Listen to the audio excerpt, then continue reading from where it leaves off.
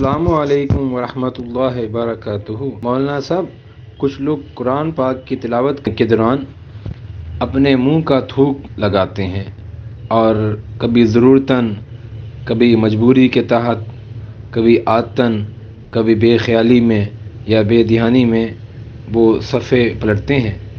تو اس طرح کا عمل شریعت کی نگاہ میں کس نظر سے دیکھا جائے گا؟ وعلیکم السلام رحمۃ اللہ وبرکاتہ۔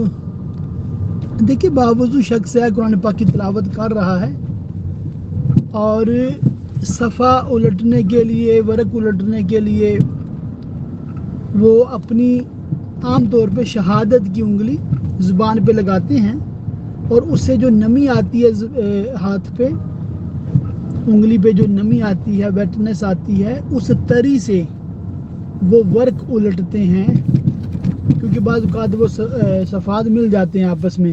تو یہ عمل کسی کے ہاں بھی معیوب نہیں ہے، ہر بندہ اس کو جائز ہی سمجھتا ہے، اور تقریباً اکثر ایسے کر رہے ہوتے ہیں، تو اس میں کوئی مذائقہ بھی نہیں ہے اور کوئی حرج نہیں ہے۔